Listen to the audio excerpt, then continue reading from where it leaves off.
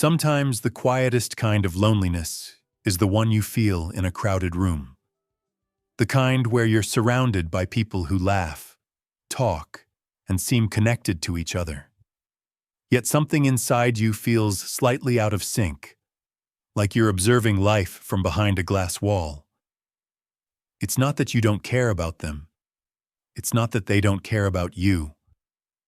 It's just that somewhere between who you are and who you pretend to be, a small gap forms, and you feel it every time you try to smile in the right moments, or laugh at jokes you don't fully feel, or join in a conversation that doesn't truly touch you. This kind of loneliness doesn't scream. It doesn't announce itself.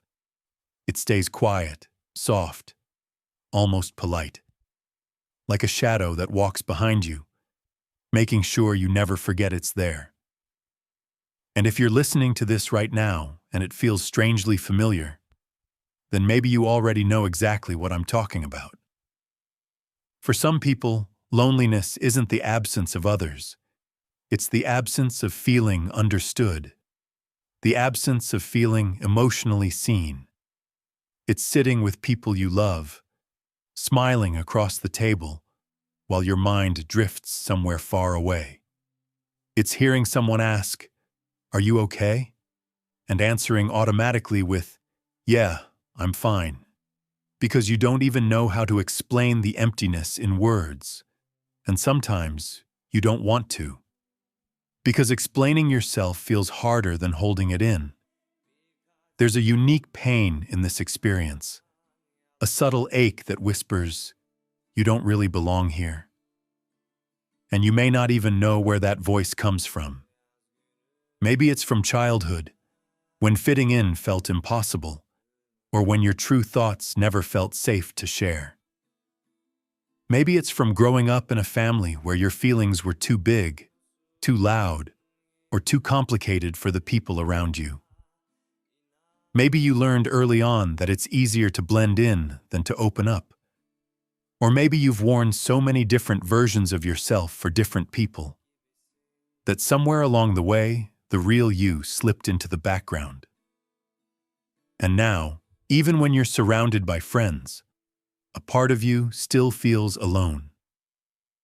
Psychologists call this perceived social disconnection, the sense that you're on the outside, even when you're technically inside. It's not measured by the number of friends you have, or how often you go out, or how many people know your name. It's measured by the depth of your emotional resonance with others. It's measured by how safe you feel being your unfiltered self. It's measured by how comfortable you are letting someone see the parts of you that aren't polished or prepared. And when that depth is missing, loneliness grows like a thin layer of fog around your heart. Not enough to stop you from living, but enough to dull the joy of being alive. There are many reasons people feel lonely around friends, but one of the most common is emotional masking. This is when you hide your true feelings behind a socially acceptable face because you believe the real you is too much, too messy, too sensitive, or too complicated. Many people carry emotional masks without even realizing it. They've worn them for years, smiling when they're anxious, pretending to be fine when they're overwhelmed, acting strong when they're breaking inside, until the mask starts to feel more familiar than their actual face. Over time, this creates a silent emotional distance. You're present physically, but not emotionally. You're there, but not fully there. And when your heart stays hidden, even the closest friendships can start to feel strangely distant. Another reason is something called internal loneliness, a deep internal world that feels difficult to share. Some people think in layers, feel in colors, experience emotions intensely, or carry thoughts that feel heavier or more philosophical than the conversations around them. They're not better or worse. They just feel deeply. They notice subtleties others overlook. They think about things that most people don't bring up. They crave conversations that go beyond the surface, beyond weather, gossip, or weekend plans. And when those deeper conversations never come, it creates an emotional hunger that friendships don't always satisfy. You can be laughing with your friends and still think, why does this feel so empty? Not because the people are wrong, but because the connection isn't reaching the part of you that longs to be touched. Some people feel lonely because they're the listener of the group. You know the type. The one everyone confides in. The one who gives advice. The one who holds emotional space for others. And while that role can be meaningful, it can also be isolating. When people only come to you to talk about their own problems, when you're the emotional anchor but rarely the one anchored, you start to feel invisible, needed but not understood, important but not known, loved but only partially. And loneliness grows in the space where your own emotional needs aren't met. You may also feel lonely because you're different in ways that matter to you. Maybe your values don't fully align with your social circle. Maybe you've grown as a person, but your friendships haven't grown with you. Maybe you've outgrown certain environments, but you haven't found your new place yet. Psychologically, this is called identity incongruence. When the person you feel like on the inside doesn't match the role you play on the outside. It's like wearing shoes that used to fit perfectly, but now every step hurts a little, even though you can't see why. You can force yourself to keep walking in them, but eventually the discomfort becomes impossible to ignore. But perhaps the deepest form of loneliness around friends is the loneliness that comes from being afraid to be truly seen. Not because you don't want intimacy, but because intimacy still feels unsafe. Maybe you've opened your heart before and been hurt. Maybe people betrayed your trust. Maybe they made you feel stupid for being vulnerable. Maybe you learned the hard way that loving deeply can lead to losing deeply. And now, even when you're craving connection, there's a quiet instinct inside you that says, be careful. So you hold back. You share selectively. You laugh at the right times. You keep things light. You stay where it's safe, even if it feels empty. And while people may be close to you, they're only close to the version of you that you allow them to see. The irony is that many people who feel this way look completely fine on the outside. They look social enough, happy enough, functional enough. They crack jokes, they participate, they show up, but inside, they feel like they're living behind a glass wall, able to see everything, able to hear everything, but somehow emotionally disconnected from the experience. Psychologists sometimes refer to this as invisible loneliness, the kind that doesn't show itself in ways others can easily detect. This is why so many lonely people seem perfectly okay. They've learned to blend in. They've learned to live with it. Let me tell you a story, one that might not be your story exactly, but maybe it feels close enough. There's a girl named Maya. She's the kind of person everyone likes instantly. Funny, kind, easy to be around. Her friends adore her. She's the one who organizes gatherings, remembers birthdays, sends check-in messages, and makes people feel valued. But when she's alone, she sometimes cries without knowing why. Not because anything is wrong, at least nothing obvious, but because she feels a strange hollowness inside. At gatherings, she's the life of the party. But while everyone is laughing, she feels like she's drifting a few inches above her own body, watching herself from the outside. No one knows this about her. No one knows how often she feels unseen. They see the bright, bubbly version of her, but not the quiet ache underneath. And the more they depend on her positivity, the harder it becomes for her to show anything else. After all, who would she be without her role? Who would she be if she let herself unravel a little? Would people still want her? Or would they pull away? Sometimes loneliness isn't created by others. It's created by our own fear of losing the identity we think people expect from us. Now imagine someone else. Let's call him Leo. Leo has a friend group he's known for years. Good people, loyal, funny, supportive. But Leo has changed. He thinks deeply now. He started reading books about psychology, philosophy, self-awareness.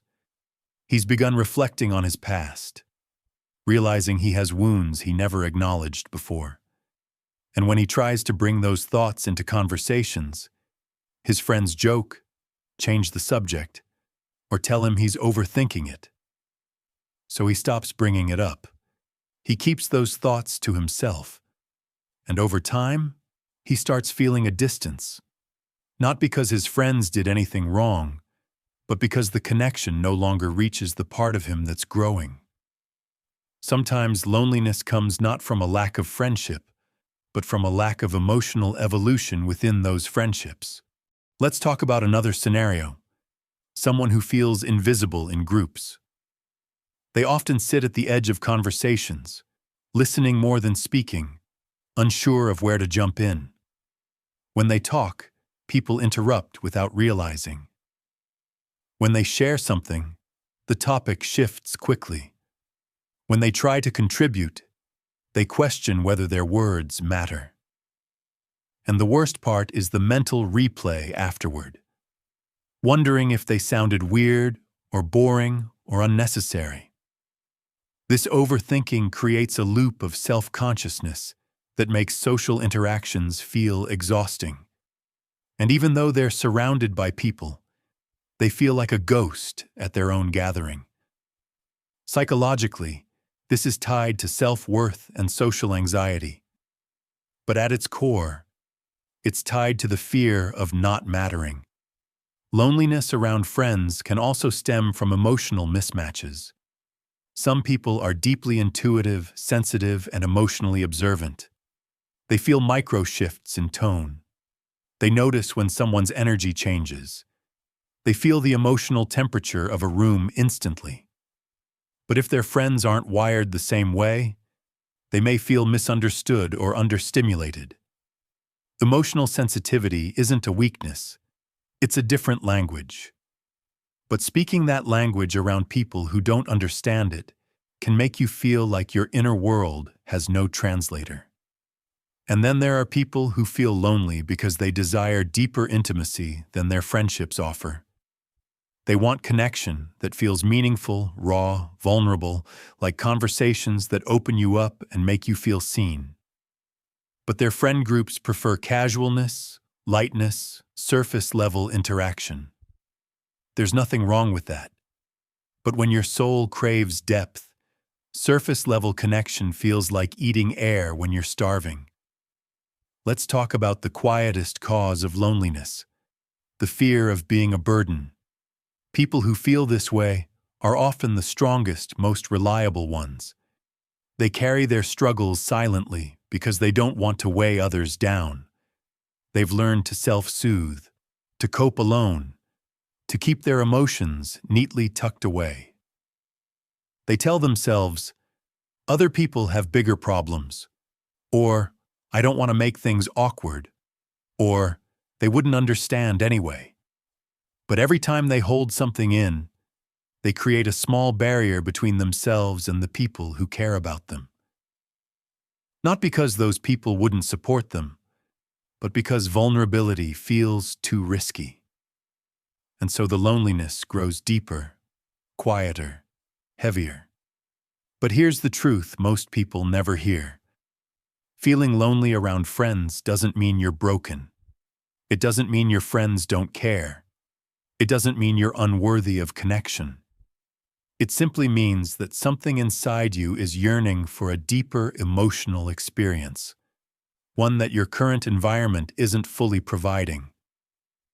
Loneliness is not a sign of failure. It's a sign of longing, and longing is human. Psychologically, loneliness functions as an emotional signal. It's like hunger for connection.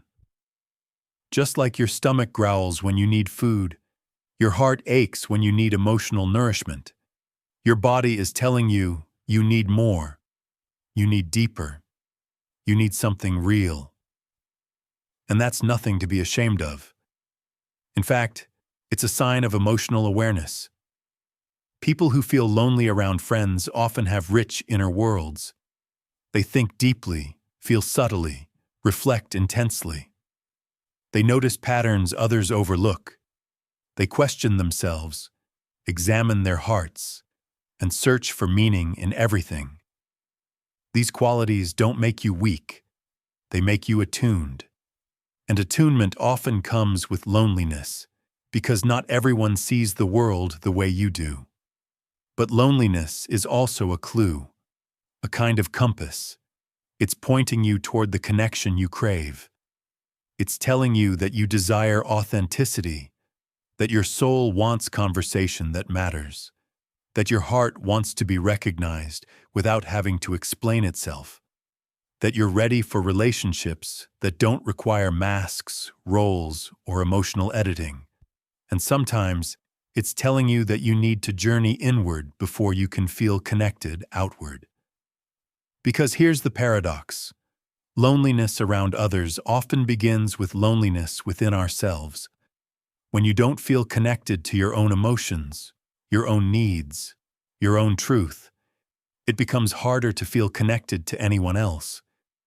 When you ignore your inner world, when you suppress your own feelings, when you stop listening to your intuition, your relationships start to feel distant.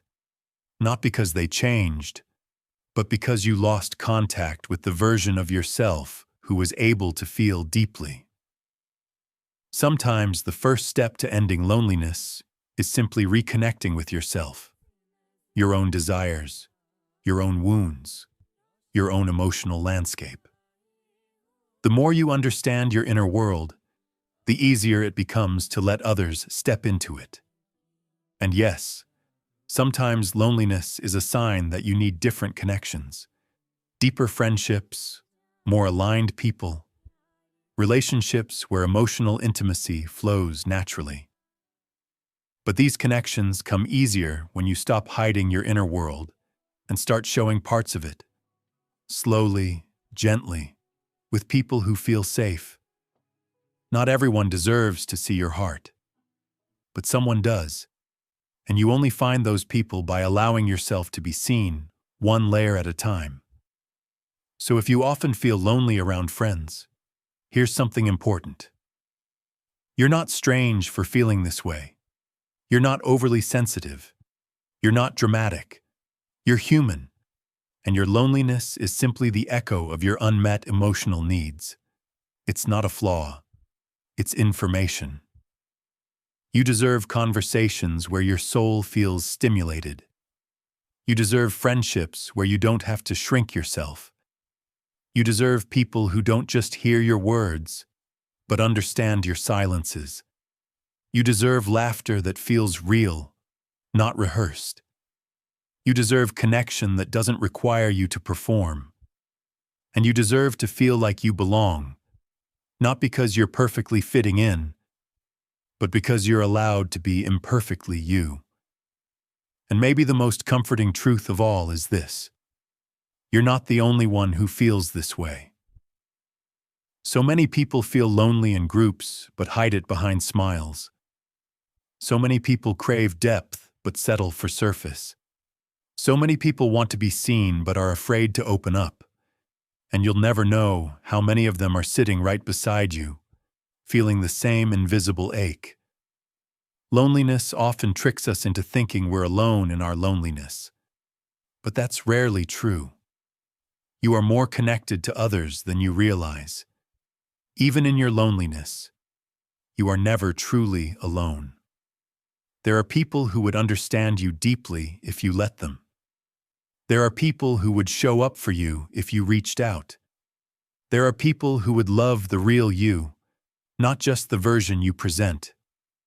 And yes, there are friendships, relationships, and moments ahead of you that will feel like the emotional home you've been searching for. But right now, in this moment, it's enough that you're acknowledging the feeling instead of running from it.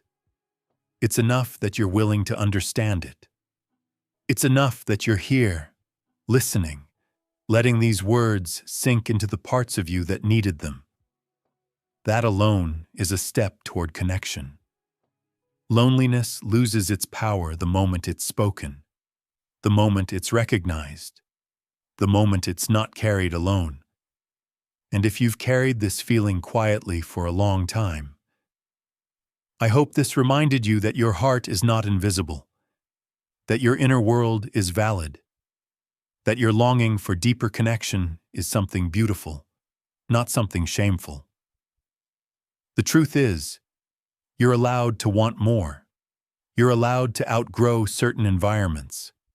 You're allowed to seek depth, authenticity, and emotional resonance. You're allowed to be the kind of person who feels deeply and wants to feel deeply with others. And you're allowed to walk toward the connections that make loneliness melt away.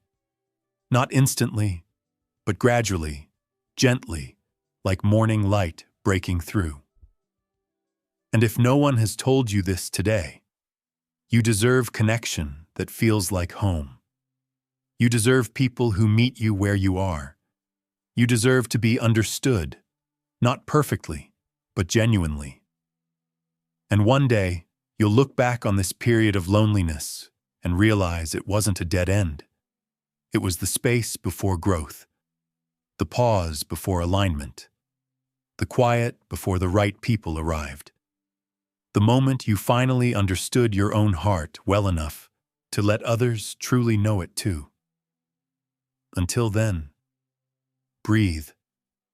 You're on your way. And you are not as alone as you feel.